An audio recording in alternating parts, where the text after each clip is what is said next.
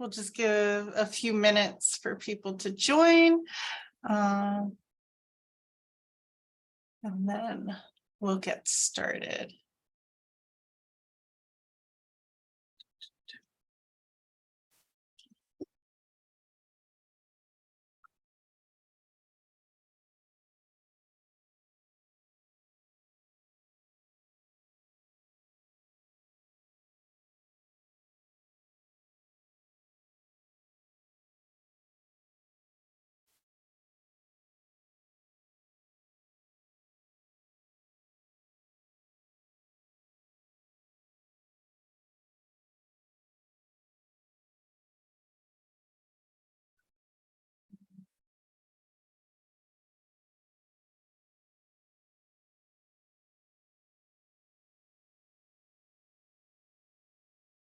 Oops, sorry.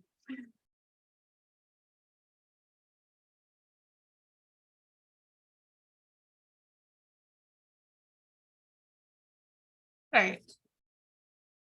So we only have 40 minutes and I have a lot to cover, and I'm recording it for anybody who can't make it or whatever. So yeah, I'm Ashley Hawkins. I'm frequently known as the manga librarian. And actually today I wanted to start educating people on something that I have a lot of passion about, and it's kind of an extension of manga, and that's manhwa and light novels. So what I'm going to do is I'm going to kind of give you a rundown of what manhwa and light novels are, give you some recommended titles, and then give some time for me to answer any questions you might have about these two formats, which are kind of emerging formats. Their light novels are really starting to boom, and manhwa or webtoons are in the middle of booming. They're kind of riding the wave of the manga boom. So let's go ahead and get into it. So first off, what is manhwa? So manhwa actually comes from the same root that manga comes from, but manhwa are Korean comics. The interesting thing about manhwa that differentiates it from manga primarily is that the method by which most people consume in the West and in South Korea popular manhwa is through their phone, through applications. But there is print manhwa, and we are seeing more and more manhwa being available in print. And the thing is, our students are actually reading manhwa quite a bit, but they're either reading it through paid applications or they're reading it through non-legal sites. They're reading it through pirate sites, kind of the way that manga was popularly read. And in some pockets, manga still has a high piracy rate, but manhwa more and more has a very high piracy rate. So there is kind of an impetus right now to try and get legal distribution of this going. And I'll talk a little bit more about the complexities of that, but it's Korean comics. And there are like some key differences from manga. There's actually more differentiations in style. And let's talk a little bit about that. So manhwa, unlike manga, is printed from left to right, and it's typically full color. The reason it's printed from left to right is because Korean is read from left to right. When it's read on an app, the manhwa chapters scroll all the way to the end, and they actually can incorporate music. So when you're reading it on an application, you're not flipping pages the way you might on a digital application like Kindle or Sora or Libby. You're actually scrolling, and that actually makes it much more readable on a smartphone. And there's a sort of lean into the digital element. The reason why I put Whale Star, the Gongsong Mermaid up here is because it is one of those manhwa that actually utilizes that incorporation of music really, really well. It does this like beautiful job of like when the story gets very emotional, it hits you with that music, and the music actually amplifies what you're reading on the screen. Whale Star, I highly recommend. You can read it for free on Webtoon. Although if you want to read the later chapters, you do have to pay. I don't think they've quite gotten to the latter half. I paid to read it all on the first day it released. It's a really beautiful story that covers a part of Korean and Japanese history that isn't really hit upon in history books. But it's not available in print. It is only available digitally. And in Korea, it's available in print, but not here. I'm hoping eventually it does get a print release, because I actually think it's a title that could be taught. But we are seeing some things being put into print. On the right is the reason why Raeliana wound up at the Duke's mansion. And this is a screenshot of the print version of that title, which you can only buy the print copy. This is actually a screenshot of the galley. So these are some of the differences. You'll also see Manhwa is mostly in full color also. So it's a full color experience. So putting Manhwa into context a little bit, it has a lot going on that separates it from manga, but there are some connections. So first off, there's a history of comic censorship in South Korea, and there's a complicated relationship between Japan and Korea, which contributes to the reason why comics have been censored. Manhwa is different actually as a reaction to trying to be different from manga. As a way to differentiate what is created by Korean artists and what is created by Japanese artists.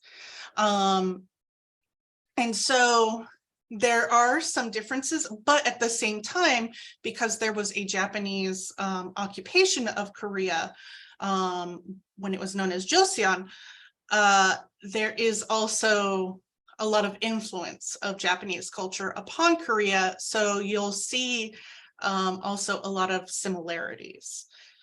So it's a complicated relationship. And at the same time, there's some interesting things going on. So some titles are actually getting optioned for anime that is created in Japan, like Raeliana, which is getting an anime adaptation. Same with Solo Leveling is getting an anime adaptation. But there's complexities there. South Korea is a smartphone culture, which enabled a boom in reading applications. So there's a reason why these things are made for smartphones. South Korea is the home of Samsung. There is just a high usage of smartphones. Everybody has a smartphone, everybody utilizes a smartphone. Many people in Korea may not have a personal computer, but they will have a smartphone. The target audience is also different. It's primarily feminine or LGBTQ+, especially in the West, but there are breakout action series such as Solo Leveling, but a lot of what is written and created really thrives with young women.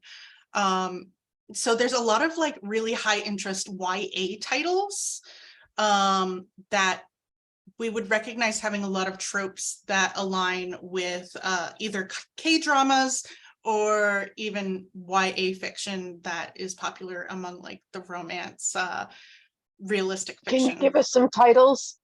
I actually am going to give you some titles. So there are some right here. So one that's right here is What's Wrong with Secretary Kim, which has been turned into a K-drama. And so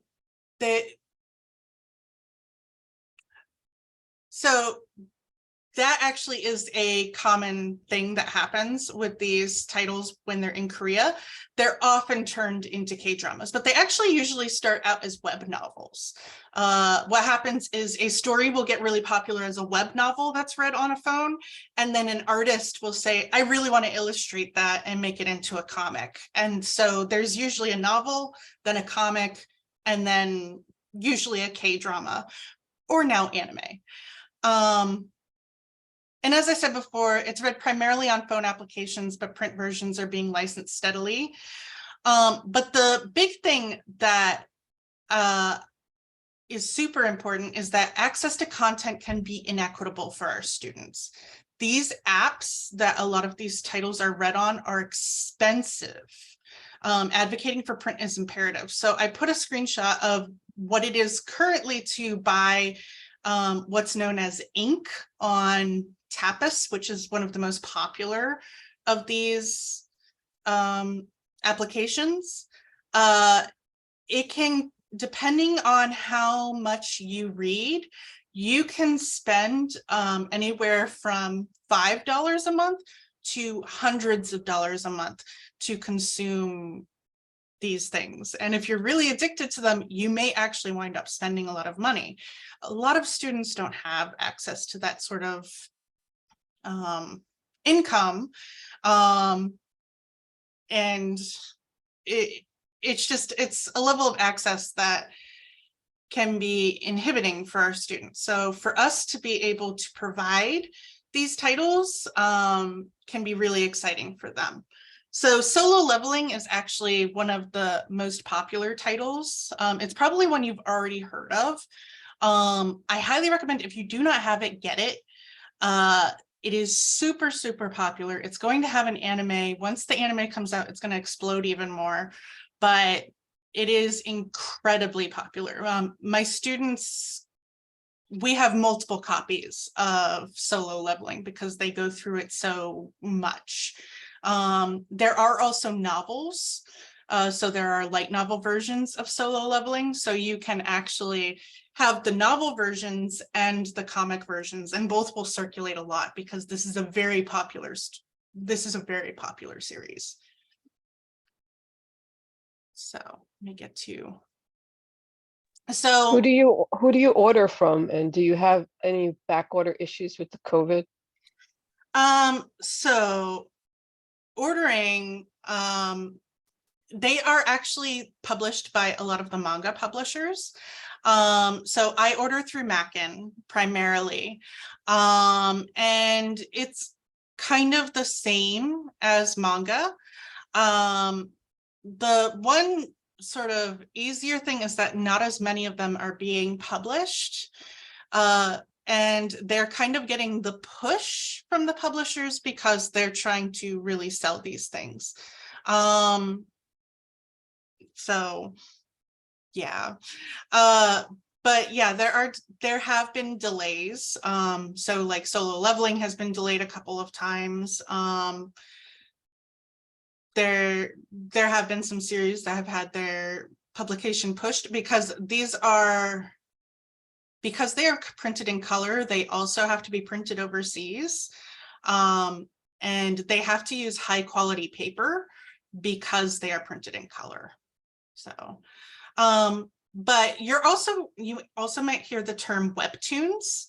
So WEBTOONS are Manhwa. Webtoon is a term that actually originated in Korean. And so the entire phenomenon of Webtoons is actually very much tied to a format that was popularized and created by Korean artists. So you can call it either term. So some people will call it Webtoons and some people will call it Manhwa. Unlike manga, there is actually a much more international element to this. Fans of the genre tend to use the terms interchangeably for Korean created comics. Usually, if it's being called manhwa, it's from Korea. If it's being called webtoons, it's from Korea or anywhere else. So all of these series are not created by Korean artists, but they all originated on Korean applications. And they're probably very popular in your libraries if you already have them. These are like major breakout hits in graphic novels. So let's talk titles. Do you separate them in your library or just put them in the same section? I mean, is it really necessary to differentiate the title? Like, do you have a separate genre label for these, or are you just going to put them in the same section? I actually put them in the manga section. Although with the previous titles that are not these titles, I put in the graphic novel section, because most of them are actually written by Western writers. So I just leave them in graphic novels under GN. But these titles I actually put under MAN. So here's some manhwa that I recommend. I also have a list that's in the Wakelet that is with my session. So the first one that I recommend is actually a more traditional manhwa. This one is actually illustrated in black and white. It was published in print and not digitally, but it is called Grass by Komsek Gundry Kim. And it is definitely high school and up because of the subject matter. It's a serious reflection on the treatment of comfort women by the Japanese government during the occupation of Korea. And I highly, highly recommend it. It's published by Drawn and Quarterly. It is very beautiful, very heartbreaking, and it really deals with intergenerational trauma. And then getting more into the more webtoon manhwa. The Beginning After the End is sort of a more shonen-like title. It starts off about a ridiculously overpowered baby going on a quest to become more ridiculously overpowered. This is super, super popular, particularly with masculine readers. And just, it's a lot of fun to read. It's kind of wacky, but it is incredibly popular. It kind of has the highs and lows of drama. It very much aligns with those Shonen Jump like titles.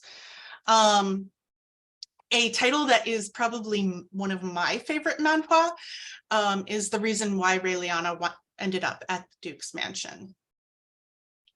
And this is about a college student who wakes up in the body of a book character whose murderer is the impetus for the book's plot. And she is doing everything she can to avoid being murdered. It's kind of a combination of romance, but also mystery thriller. And it has already been published on digital platforms, but it's currently being published by Yen Press in print. It just has a very satisfying conclusion. It does not let go of, sometimes the problem with some of these series is they'll have like a premise, but it'll get dropped for the romance. This does not drop the premise for the romance. She has to solve the problem of somebody's going to try to kill her. And it is very satisfying. And she's a strong, independent protagonist. It's very satisfying. And then there's a very popular series called The Remarried Empress. And this series is about a young woman who her husband requests for a divorce, and she has to sort of, it's kind of if you took a soap opera and blended it with Game of Thrones. So it's much, or a K-drama and blended it with Game of Thrones. Much more high intrigue, but also there's some romance, there's some magic, and there's just a lot going on. It's very popular with teenagers because of like the high drama. So I highly recommend it. Villains Are Destined to Die. This one just came out from Ise Press, which is, Yen Press is now publishing Korean books under Ise Press. They just started doing this. So some of their titles that they were publishing before are still Yen Press. Some of them are Ise Press. They're kind of going through a transition. And this one is about a girl who finds herself reborn into an otome game, which is a dating simulator. But she's reborn into the hard mode, which means she must win the game as the game's villainess. And she has to earn the love of a family who despises her. She's starting basically from the worst possible point to be and try to survive. And it's very interesting because she has to navigate it not through the usual way of just like, I just got to figure out how to get everybody to love me. She also has to navigate the game mechanics, because the game mechanics are still kind of having a hold on her. So she has to use her expertise of having played the game before in her previous life, as well as trying to ingratiate herself to people that actually despise her. And then True Beauty, which is more along the lines of what we would consider YA, is one that was adapted into a K-drama. It's a girl who believes herself to be just incredibly ugly. And so she learns a lot about makeup. And so she transforms her entire appearance using makeup. But one day she goes to a bookstore and she encounters somebody from her school with her makeup off and actually has a genuine connection with him, based on their mutual like of horror manga. And it kind of calls into question a lot of what she believes about beauty and beauty standards, but also it also does not negate her love of makeup and all of that. So it's a very interesting take on that trope. This one's also super popular, and it just got published. Actually, WEBTOON has its own publishing arm now.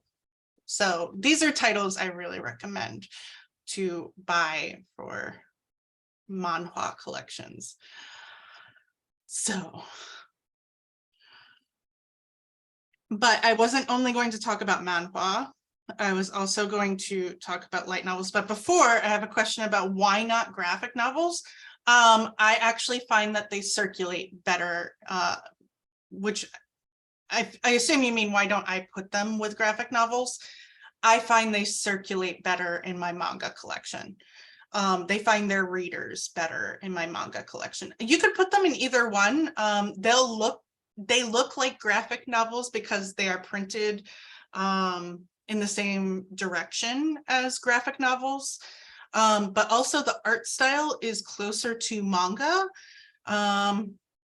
I find that my manga readers are more drawn to these stories than my graphic novel readers. But you can kind of put them wherever. Right now, there's not a ton of these in print. There's probably, I have a list of every manhwa that is currently in print, and not all of them will be appropriate for a school library right now. Some of them are adult titles, and they're like explicitly adult titles. So what you'll be able to purchase is not very much. So you can make a decision based on what's going to circulate best for you. So light novels, or reto nobero, are a type of young adult novel from Japan that primarily target middle school and high school students. In contrast to manga, which are graphic novels, light novels are prose novels that have key scenes illustrated in a manga style. So these are actually prose novels.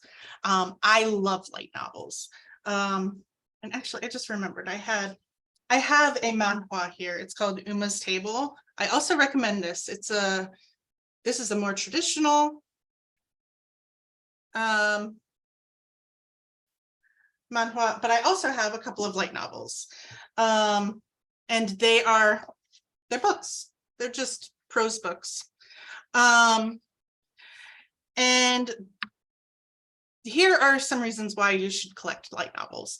I'm not going to go too deep into like the history and everything of light novels. The important things about them are that they are many times the predecessor to manga. They are made with a teenage audience in mind. These are young adult novels in Japan. But they are first off a bridge to sustainable prose literacy. So if you are, I do not think that students necessarily have to stop reading graphics or don't need, I don't think that graphics are lesser or anything like that. But if there are students who want to read more prose, but they want to read, if their complaint is, I can never find prose that interests me the same way that manga and graphic novels do. These are a great bridge to that, because they're literally the story of manga in prose. Usually they're written by the same people. There's just a really good connection there. Also, they're high-low literature that doesn't feel like it. These are written very fast-paced. They read super quick. They're usually, so this one is 238 pages. It took me probably an hour and a half to read. They just read very quickly. The sentence structure tends to be quick. They're usually high in dialogue because they're actually being written hoping that eventually there will be a manga adaptation. There will be an anime adaptation. These things are actually in the minds of the creators. Like, I hope this will happen for my creation someday, that I will get this sort of adaptation. And so that actually makes them like, they're super, super readable. And they're super fun. They're not quite like anything else that we have available in Western literature. They're actually a lot of fun to read. They often have very unusual premises, so they can be books about things that you might not normally see. So the dragon soulmate is a mushroom princess. So just about this dragon guy who falls in love with a girl who has mushroom powers, kind of playing off of Mario, but only vaguely. Just, they tend to be a little bit more fun or a little bit more funny. That doesn't mean there aren't serious light novels though, and that there aren't dark light novels or horror light novels. They do exist, but they tend to be a bit more fun. They're mostly designed for teenagers in Japan tend to have a very high workload. when they're in school. So they're meant to be a break from daily life. So they do tend to be sort of escapist literature. And then many light novels feature building SEL skills. So the book that I put next to that is one that's a great example of that. Bottom tier character Tomozaki. This is actually a series about a young boy or a teenage boy who is a very skilled gamer. He's the #1 gamer in basically a knockoff of Smash Brothers. And he is really great at that, but he actually has terrible social skills. And he blames it all on, well, I'm just not designed for that. I'm never going to be good at being a social person. I'm not attractive. I'm not this, I'm not that. And he arranges a meeting with the #2 player, who turns out to be the most popular girl in his school. And she sits him down and is like, you're really disappointing to me. I thought the #1 gamer who existed would be like super cool, and you're not. And then she, after having this sit down with him, is like, listen, I'm going to teach you how to have social skills. So it's actually all about like, how do you interact with your classmates to have good relationships with them? How do you actually interface with girls? How do you act respectfully with them?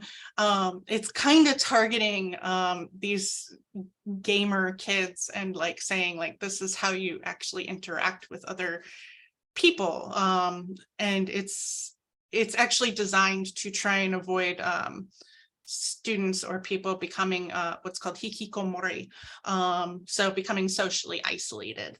So these series actually have like a socio-emotional purpose. Did you find all these books on Mackin? Because I'm not seeing them all. So the Dragon Soulmate probably isn't, but the other 3, yes, I purchased through Mackin. But Dragon Soulmate is probably only in digital. That is one thing about light novels. You may only be able to buy them on Sora. But all of these that I'm about to tell you are available on Mackin.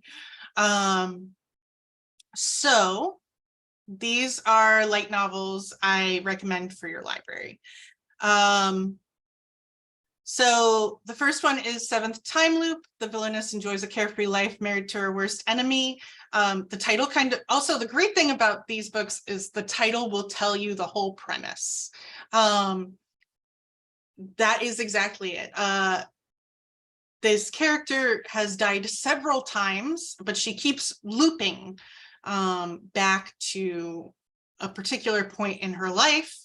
And this time she just wants to live a nice, quiet life. So she is trying to do that by marrying the man who actually killed her in her last life. And it's actually very sweet and very interesting. There's kind of a mystery there of like what's actually going on in the kingdom. There tends to be like mysteries or overarching things that need to be unpacked, particularly in these things where people loop back to previous lives. The Holy Grail of Eris is one of my absolute favorites. It's actually, I've got the sequel right here. This is with the heroine is a young girl who is very sincere, very honest, and she finds herself kind of tangled in this massive scandal and intrigue when the ghost of a notorious villainess comes to her rescue and demands help in exchange for rescuing her from a sort of embarrassing and bad situation. And the mystery is like super in-depth, super fascinating, does not get solved within the first volume. Like a mini mystery does, but the overarching major mystery of like, why was the ghost murdered or executed. Why did this happen to her? That does not get resolved easily. And then My Happy Marriage is actually a retelling of Cinderella, but from a more Japanese perspective. And it's all about healing from trauma and finding hope in a new future. And there's a bit of magic sort of built into it. It is a super beautiful story. I highly recommend it. There's also a manga, just beautifully, beautifully done. Then there's the super fun Though I Am an Inept Villainess, which is about a super delicate princess who's always sickly, gets body swapped with a villainess who's trying to steal her spot because the princess is about to get engaged to the emperor. And the princess winds up not being too mad about it because she's now in this super healthy, super active body. So she really just has to figure out how to convince everybody that she is not this villainous. So it's kind of madcap and wacky, and it's fun. 86 is more of a dystopian.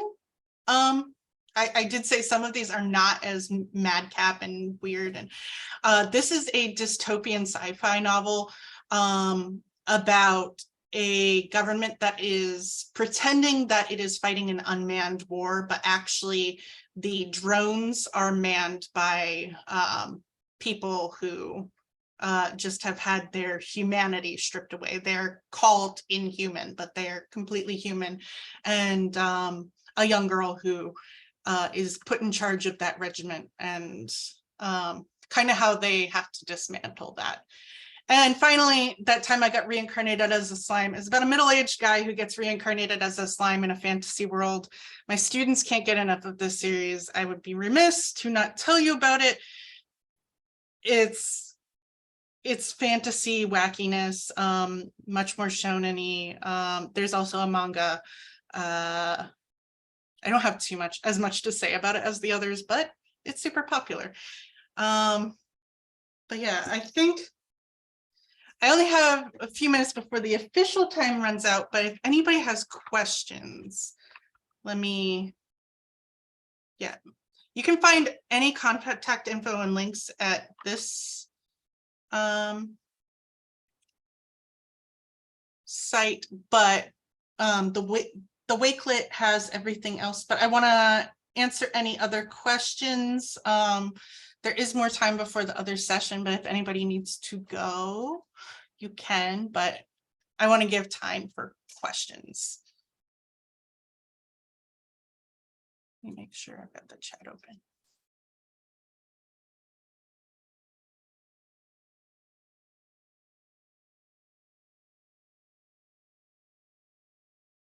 Here. And I will stop the recording.